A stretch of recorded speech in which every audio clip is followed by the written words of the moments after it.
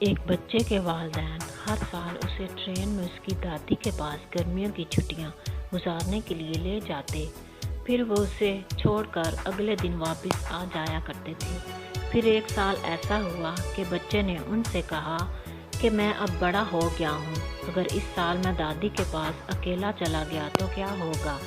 والدین نے مختصر بحث کے بعد اتفاق کر لیا اور پھر مقررہ دن اسٹیشن کے پلیٹ فارم پر پہنچ گئے۔ والد نے جو ہی کچھ سفر کی ہدایات دینا شروع کی تو بیٹا اکتاہٹ بھرے لہجے میں کہنے لگا، ابا جان، میں 1000 مرتبہ یہ ہدایات سن چکا ہوں۔ ٹرین کے روانہ ہونے سے ایک لمحہ پہلے اس کے والد اس کے قریب آئے اور اس کے کان میں سرگوشی کی، یہ لو، اگر تم خوفزدہ ہو یا بیمار ہو تو یہ تمہارے لیے ہے، اور اپنے بچے کی جیب میں کچھ ڈال دیا۔ بچہ پہلی بار والدین کے بغیر اکیلا ٹرین میں سفر کر رہا تھا۔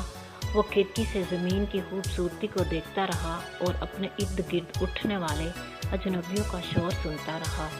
کبھی اپنی سیٹ سے اٹھ کر کیبن سے باہر نکلتا تو کبھی اندر چلا جاتا، یہاں تک کہ ٹرین کے ٹی ٹی نے بھی حیرانگی کا اظہار کیا اور اس سے بغیر کسی ساتھی کے اکیلے سفر کے بارے میں سوال کیا۔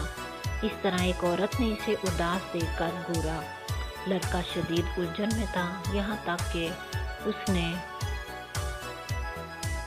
محسوس کیا کہ اس کی طبیعت ٹھیک نہیں ہے۔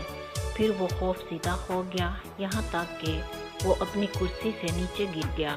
اس کی آنکھیں آنسوؤں سے بھر گئی۔ اسی لمحے اسے اپنے باپ کی سرگوشی یاد آئی کہ فلاں لمحے اس نے میری جیب میں کچھ ڈالا تھا۔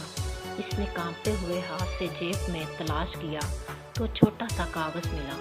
اس نے اسے کھولا تو لکھا تھا، بیٹا، میں ٹرین کے آخری ڈبے میں ہوں۔ یہ الفاظ پڑھتے ہی گویا اس کی روح لوٹ آئی۔